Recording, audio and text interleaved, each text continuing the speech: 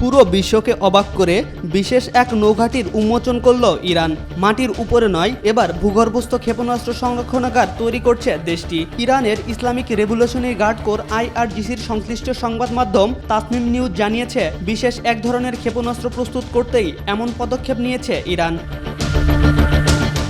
রাষ্ট্রীয় টেলিভিশনে প্রচারিত ভিডিওতে রেভলিউশনারি গার্ডের প্রধান জেনারেল হোসেন সালামিকে গোপন ঘাঁটি পরিদর্শন করতে দেখা গেছে। রাষ্ট্রীয় টেলিভিশন বলছে, ঘাঁটিটি উপসাগরের 500 মিটার গভীরে নির্মিত। এখানে তারেক শ্রেণীর রাডার এড়িয়ে চলা স্পিডবোটের একটি নতুন সংস্করণ রয়েছে, যা ক্রুজ ক্ষেপণাস্ত্র উৎক্ষেপণ করতে সক্ষম।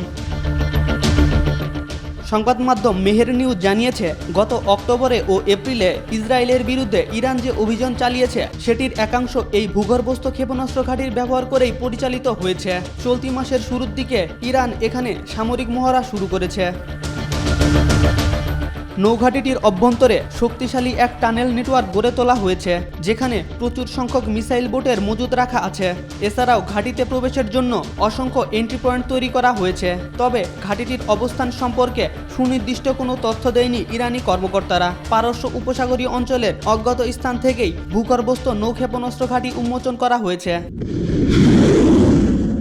গোপন ঘাঁটির পুরো কাঠামোটি এতটাই সুরক্ষিতভাবে তৈরি যে শক্তিশালী বাংকার ব্লাস্টার দিয়েও এর ক্ষতি করা সম্ভব নয়। গত শুক্রবার IRGC জেনারেল সালামি বলেছিলেন, তাদের ফোর্স নতুন বিশেষ ক্ষেপণাস্ত্র তৈরি করেছে। তার কয়েকদিন পরেই ভূগর্ভস্থ নৌঘাঁটি উন্মোচনের মাধ্যমে বিশ্ববাসীকে নিজেদের শক্তি ও সক্ষমতার জানান দিল ইরান। MR আকাশ, আজকাল।